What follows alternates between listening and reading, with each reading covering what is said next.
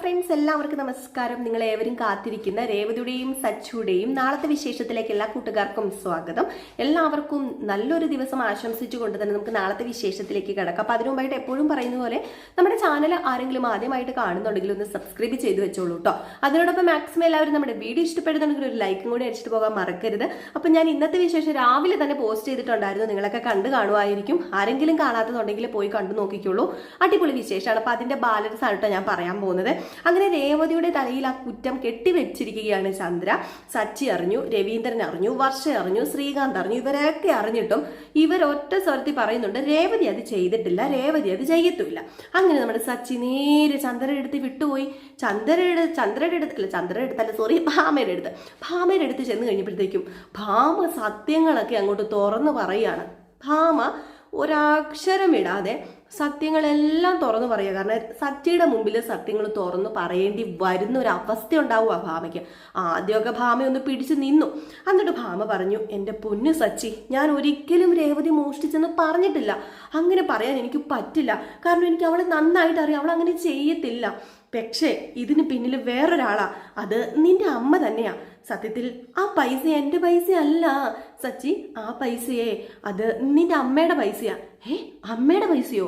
2 ലക്ഷം രൂപ അമ്മയ്ക്കോ? അത് പെട്ടെന്ന് കിട്ടി 2 ലക്ഷം രൂപ അമ്മയ്ക്ക്? എന്താ ഭാമ ആൻറ്റി പറയുന്നത്? എനിക്കൊന്നും മനസ്സിലാവുന്നില്ലല്ലോ എന്നൊക്കെ ഇങ്ങനെ ചോദിക്കുകയാണ്. അപ്പോഴത്തേക്കും ഭാമ പറഞ്ഞു, അത് പിന്നെ ഞാൻ ഈ കാര്യം പറഞ്ഞു കഴിഞ്ഞിട്ടുണ്ടെങ്കിലേ ഇത് ചന്ദ്ര അറിയും, അത് ഉറപ്പാ. പിന്നെ ചന്ദ്രയും ഞാനും തമ്മിലുള്ള കൂട്ട് അറിയാലോ, 13 വർഷമായിട്ട് ഞങ്ങൾ അത്ര നല്ല കൂട്ടാ. അപ്പം ഞാനിത് പറഞ്ഞാൽ എങ്ങനെയാടാ സച്ചി ശരിയാവുന്നത്? നിങ്ങൾ തമ്മിൽ ഭയങ്കര കൂട്ടൊക്കെ ആയിരിക്കാം. പക്ഷെ ഒരു കാര്യം ഓർത്തോണം, രേവതിക്ക് എന്തുമാത്രം വിഷമായെന്നറിയാമോ ആൻറ്റി ഇങ്ങനെയൊക്കെ പറഞ്ഞിട്ട്? ആൻറ്റീനെ കുറിച്ച് രേവതിക്ക് ഭയങ്കര ഒരു മതിപ്പുണ്ടായിരുന്നു. അതെല്ലാം പോയില്ലേ? രേവതി പറഞ്ഞത് ഇതുപോലെ നല്ലൊരു സ്ത്രീയെ കണ്ടിട്ടില്ല, ഗുണത്തിനുമില്ല ദോഷത്തിനും ഇല്ലാത്ത രീതിയിലാണ് ഭാമ ആൻറ്റി ജീവിക്കുന്നത്. ഒരിക്കലും എൻ്റെ അമ്മേനെ പോലെയല്ല. അതുപോലെ തന്നെ എൻ്റെ അമ്മയായിട്ടാണ് ഞാൻ ഭാമ ആൻറ്റീനെ കണ്ടിരിക്കുന്നത്. അതുപോലെയാണ് ഞാൻ ഭാമ ആൻറ്റിയോട് പെരുമാറിയിട്ടുള്ളതും. അറിയാലോ, എൻ്റെ അമ്മ എന്നെ സ്നേഹിക്കുന്നേക്കാൾ കൂടുതൽ ഭാമയാൻറ്റി എന്നെ സ്നേഹിച്ചിട്ടുണ്ട്. അതും എനിക്ക് നന്നായിട്ട് അറിയാം. അതുകൊണ്ട് ഞാൻ പറയുക, ഭാമയാൻറ്റി സത്യം പറ, ഈ 2 ലക്ഷം രൂപ അമ്മയ്ക്ക് എവിടെന്നാ കിട്ടിയത്? അത് പിന്നെ മോനെ, ഞാനത് എങ്ങനെയാ പറയുക? ഭാമയാൻറ്റിക്ക് സത്യം പറയാൻ പറ്റുമെങ്കിൽ സത്യം പറ. ഞാൻ പറഞ്ഞല്ലോ, ഒരിക്കലും ഭാമയാൻറ്റി കള്ളം പറയുന്ന കൂട്ടത്തിലുള്ളതല്ല, എനിക്കറിയാം. ഒരിക്കലും രേവതിനെ കുറിച്ച് ഇങ്ങനെ ഒരു അപവാദം പറഞ്ഞ് ഉണ്ടാക്കത്തുമില്ല. പിന്നെ ഇപ്പൊ പറഞ്ഞല്ലോ അത് ആൻറ്റിയുടെ പൈസ അല്ലെന്ന്, അത് എൻ്റെ അമ്മയുടെ പൈസയാണെന്ന്. അപ്പൊ ഈ 2 ലക്ഷം രൂപ അമ്മയ്ക്ക് എവിടെന്നാ കിട്ടിയത്? അത് നിന്റെ അമ്മ ഡാൻസ് പഠിപ്പിക്കാൻ. ഓ പിന്നെ ആട് കിടന്ന സ്ഥലത്ത് പൂട പോലും ഇല്ല ഡാൻസ് പഠിപ്പിക്കാൻ. ഇവിടെ ആരാ ഡാൻസ് പഠിക്കാൻ അതിന് വരുന്നത്? ഈച്ച പറ്റിയിരിക്കുക എന്നുള്ളത് ഒരു കുഞ്ഞ് വരുന്നുണ്ടോ ഡാൻസ് പഠിക്കാനായിട്ട്? പിന്നെ അല്ലേ അഡ്മിഷൻ ഫീസ്, ആ ഫീസ്, ഈ ഫീസ് എന്നൊക്കെ പറഞ്ഞുകൊണ്ട് ഇപ്പൊ കിട്ടാൻ പോകുന്നത്. ഭാമയാൻറ്റി സത്യം പറ, സത്യം പറ ഭാമയാൻറ്റി. ഭാമയാൻറ്റിക്ക് ഒരു പ്രശ്നവും വരാതെ ഞാൻ നോക്കിക്കോളാന്നേ. സത്യം പറ, എവിടെന്നാ ഈ 2 ലക്ഷം രൂപ എൻ്റെ അമ്മയ്ക്ക് കിട്ടിയത്? അല്ല, ഇനി ഭാമയാൻറ്റിക്ക് പറയാൻ മടിയാണെങ്കിൽ ഞാൻ പറയട്ടെ, അത് നിനക്കെങ്ങനെ അറിയാം? ഞാൻ പറയുന്നത് ശരിയാണോ ഇല്ലയോ എന്ന് ഭാമയാൻറ്റി പറഞ്ഞാൽ മതി. എനിക്കറിയാമോ അറിയത്തില്ലയോ? ആ 2 ലക്ഷം രൂപ അന്ന് ശരത്തിന്റെ വക്കീല് കൊടുത്തതല്ലേ എൻ്റെ അമ്മയ്ക്ക്. ഇത് കേട്ടതും ഭാമ അങ്ങോട്ട് ഞെട്ടിപ്പോയിട്ടോ. ശരിയാണല്ലോ നമ്മുടെ സച്ചി പറയുന്നത്. സച്ചി ഒരു ഊഹാഭോഗം പറഞ്ഞതാണ്. ഏതായാലും മറ്റേ കല്ലെറിഞ്ഞത് കൊണ്ടു നമ്മുടെ ചന്ദ്രയാണ് ആ പൈസ. ചന്ദ്രയ്ക്ക് എവിടെന്നാ പൈസ കിട്ടിയത് എന്നെല്ലാം നമ്മുടെ സച്ചിക്ക് പിടികിട്ടി. ഭാമ പറഞ്ഞു, എൻ്റെ പൊന്നു സച്ചി, നീ ഇത് ഞാൻ പറഞ്ഞാന്ന് എന്നൊന്നും പറഞ്ഞേക്കല്ലേ. പിന്നെ അവൾ എനിക്ക് സമാധാനം തരത്തില്ല. വല്ലപ്പോഴും എനിക്ക് കൂട്ടുകൂടാൻ അവൾ മാത്രമേ ഉള്ളൂ. പിന്നെ അവളോട് ഞാൻ പറഞ്ഞത് ഇങ്ങനെയൊന്നും പറയണ്ടെന്ന്. പക്ഷെ എന്ത് ചെയ്യാനാ? പിന്നെ രേവതി അല്ലേ ഈ പൈസ എടുത്തതെന്ന് ഞാൻ അവളോട് 100 വട്ടം പറഞ്ഞതാ. പക്ഷെ അവൾക്ക് ഈ പൈസ കിട്ടാതെ ഒരു സമാധാനമില്ല. അതുകൊണ്ടാണ് അവൾ ഈ നെട്ടോട്ട് ഓടുന്നത്.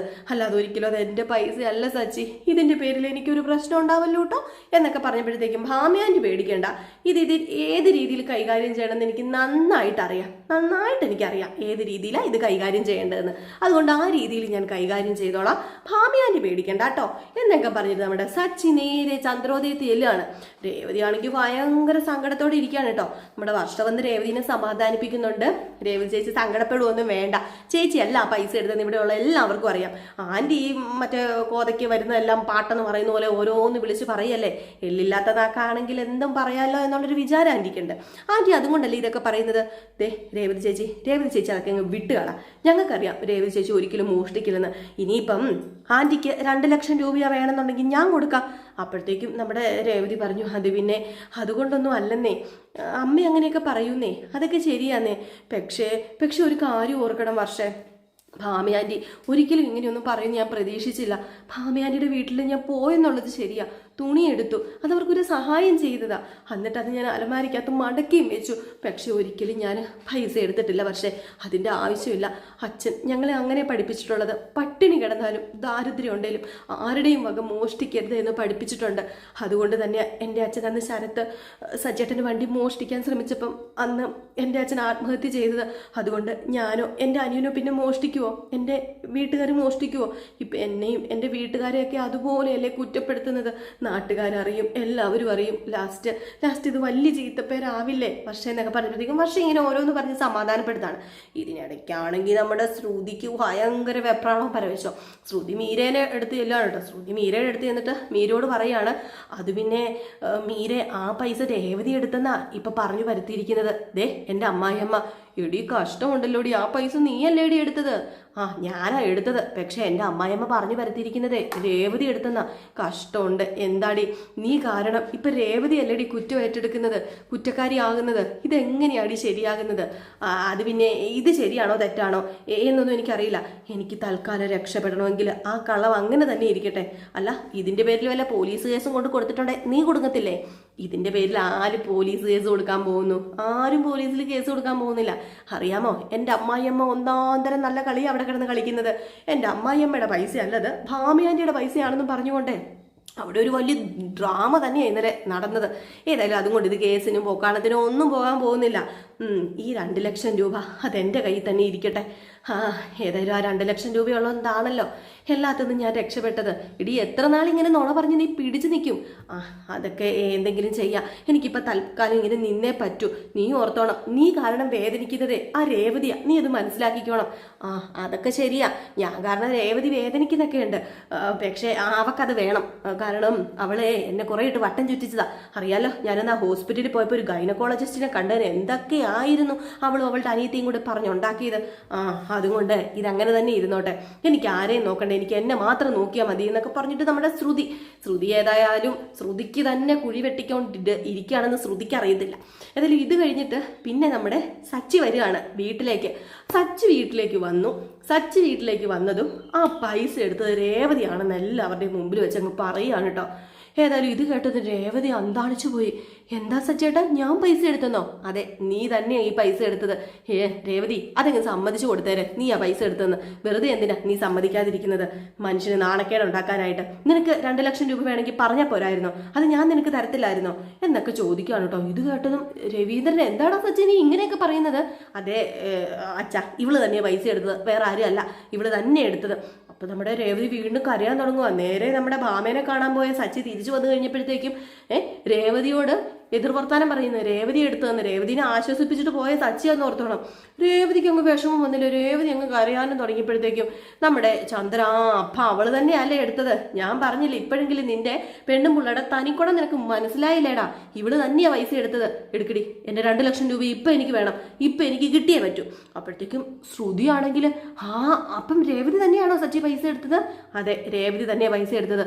നമ്മുടെ ശ്രുതിയാണെങ്കിലും അപ്പം നീയാലേടി പൈസ എടുത്തത്? എടി ഭയങ്കരി, നീയാണോ കൊള്ളാലോടി. എന്നിട്ട് എന്തൊക്കെയായിരുന്നടി നീ ഇവിടെ കിടന്ന് പ്രസംഗിച്ചത് എന്നൊക്കെ പറയുമ്പോൾ സച്ചി പറഞ്ഞു, ഏതായാലും അവളാ പൈസ എടുത്തെന്ന് ഞാൻ പറഞ്ഞല്ലോ.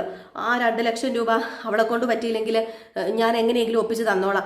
അപ്പോൾ നമ്മുടെ രേവതി അവിടെ ഇരുന്ന് പറയാം, സച്ചേട്ടന് എന്ത് വർത്താനം സച്ചേട്ട ഈ പറയുന്നത്? ഞാനോ പൈസ എടുത്തെന്നോ? ഒരിക്കലും ഞാൻ പൈസ എടുത്തിട്ടില്ല സച്ചേട്ടൻ ഇങ്ങനെയൊന്നും പറയല്ലേ ദേവി. ഞാൻ പൈസ എടുത്തിട്ടില്ല സച്ചേട്ട, ഞാൻ ആരെക്കൊണ്ട് വേണമെങ്കിലും സത്യയുടെ ഞാൻ എടുത്തിട്ടില്ല. സച്ചേട്ടൻ എന്താ സച്ചേട്ട ഇങ്ങനെയൊക്കെ സംസാരിക്കുന്നത് നമ്മൾ ചോദിച്ചോണ്ട് അങ്ങോട്ട് നമ്മുടെ രേവതി ഭയങ്കര കരച്ചിൽ കേട്ടോ. രവീന്ദ്രനും പറഞ്ഞു, എന്തുവാടാ മോനെ ഇത്, നീ എന്നെ ഇത്ര പെട്ടെന്ന് മാറി മാറിയത്. അപ്പം ചന്ദ്ര പറഞ്ഞു അവൻ മാറിയത് വേറൊന്നുമല്ല, അവന് മനസ്സിലായി അവൻ്റെ പെണ്ണും പിള്ളേരുടെ സ്വഭാവം അവന് നല്ല ക്ലിയർ ആയിട്ട് മനസ്സിലായി. ഏതായാലും 2 ലക്ഷം രൂപ എനിക്ക് വേണം.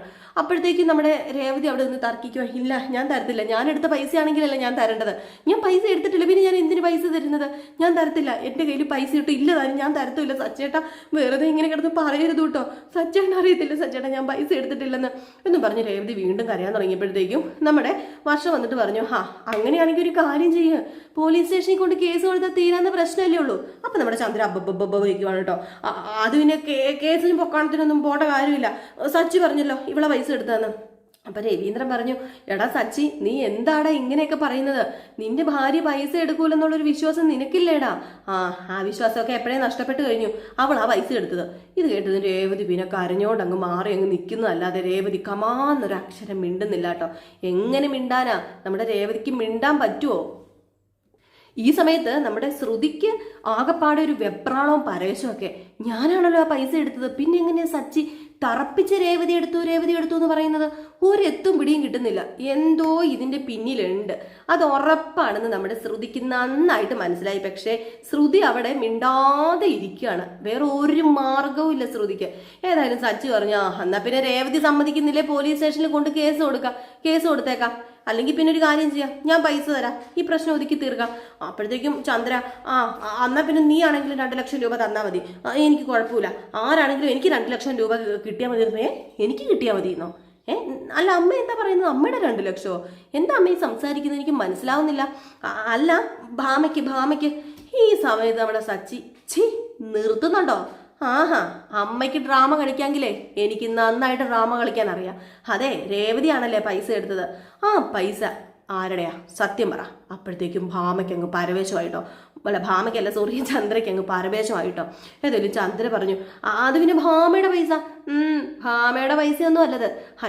അച്ഛനറിയാമോ, ഈ സ്ത്രീ ഉണ്ടല്ലോ, ഈ സ്ത്രീ എൻ്റെ അമ്മയാണെന്നും പറഞ്ഞുകൊണ്ട് ഇരിക്കുന്ന ഈ സ്ത്രീ ഉണ്ടല്ലോ, വെറും വൃത്തികെട്ടവളാ, ഭയങ്കരിയാ. ഈ അമ്മ എന്താ ചെയ്തു വെച്ചെന്നറിയാം, അമ്മയെന്ന് വിളിക്കാൻ പോലും എനിക്ക് അറപ്പാവണുണ്ട്. ആ ശരത്തിന്റെ കയ്യിൽ നിന്ന് നെട്ടോട്ട് ഓടി ശരത്തിനെ ജയിലിൽ നിന്ന് ഇറക്കാൻ വേണ്ടി 5 ലക്ഷം രൂപയാണ് ഞങ്ങൾ ഉണ്ടാക്കിയത്, അതറിയാലോ. ആ പൈസയില് 2 ലക്ഷം രൂപയാ ഇപ്പൊ അമ്മയുടെ കയ്യിലിരിക്കുന്നത്. അപ്പൊ രവീന്ദ്രൻ ചോദിച്ചു, അതെങ്ങനെ? അത് ഞാൻ പറഞ്ഞു തരാം. വക്കീല് അമ്മയെ പോയി രഹസ്യമായിട്ട് കണ്ട് 2 ലക്ഷം കൊടുത്തപ്പോഴാ ശരത്തിന്റെ കേസ് പിൻവലിച്ചത് അമ്മ. അങ്ങനെയാ ശരത്ത് വെളിയിലിറങ്ങിയത്. ഇത് കേട്ടതും നമ്മുടെ രവീന്ദ്രൻ അങ്ങ് തരിച്ചു കയറുക.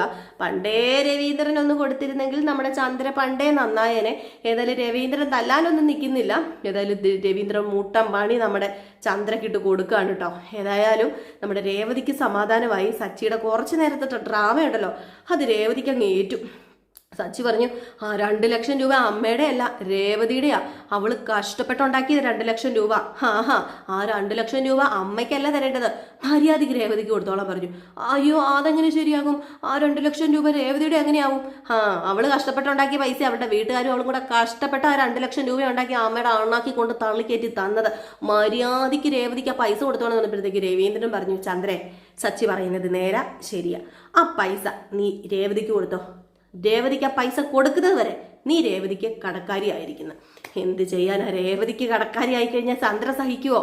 ഏതായാലും വേറെ ആർക്ക് കടക്കാരിയാണെങ്കിലും കുഴപ്പമില്ല, പൂ വിൽക്കുന്നവർക്ക് കടക്കാരി ഞാനോ? പിന്നെ തുടങ്ങി നമ്മുടെ ചന്ദ്രയുടെ വെപ്രാളം. 2 ലക്ഷം രൂപ കൊടുക്കുകയും വേണം, 2 ലക്ഷം രൂപ കയ്യിൽ നിന്ന് പോകുകയും ചെയ്തു. നെട്ടോട്ട് ഓടുവാണ് ചന്ദ്ര. ഏതായാലും നമ്മുടെ ചന്ദ്ര ശ്രുതിയുടെ കാല് പോയി പിടിക്കുക. ശ്രുതി പറഞ്ഞു, എൻ്റെ കയ്യിൽ 5 പൈസ ഇല്ലെന്ന്. നല്ല ബിസിനസ്സുകാരനാണ്. അപ്പോഴത്തേക്കും പിന്നെ ശ്രുതിയെ ഉള്ളു ചോദിക്കാൻ, പിന്നെ ഞാൻ പറയേണ്ട കാര്യമുണ്ടോ? ഏതായാലും നമ്മുടെ ശ്രുതിക്ക് തന്നെ ആ 2 ലക്ഷം രൂപ ഉണ്ടാക്കി കൊടുക്കേണ്ട ഒരവസ്ഥ വരികയാണ്. ശ്രുതി എടുത്ത 2 ലക്ഷം ശ്രുതി തന്നെ കൊടുക്കേണ്ടി വരിക. അപ്പൊ അതെങ്ങനെയാണെന്നൊക്കെ നമുക്ക് കാത്തിരുന്ന് തന്നെ കാണാമേ. അപ്പൊ എല്ലാവരും കാത്തിരിക്കുക, അടിപൊളി വിശേഷങ്ങളാണ് വരാനിരിക്കുന്നത്. അപ്പം നമ്മൾ എന്നും ഉച്ചയ്ക്ക് പ്രമോ വിശേഷം ഇടുന്നുണ്ട്. നാളത്തെ കഥയാണ് പറഞ്ഞിരിക്കുന്നത്. അപ്പം ഇന്ന് രാവിലെ തന്നെ ഇന്നത്തെ വൈകിട്ടത്തെ കഥ ഞാൻ ഇട്ടിട്ടുണ്ട് കേട്ടോ. അതിന്റെ ബാലൻസ് ആണ് ഇപ്പം ഞാൻ പറഞ്ഞത്. ഇത് നാളെ വരാൻ പോകുന്ന എപ്പിസോഡാണ്. അപ്പം Tata bye bye. Next video ആയിട്ട് കാണാം. ലൈക്ക് അടിക്കാൻ മറക്കരുതേ.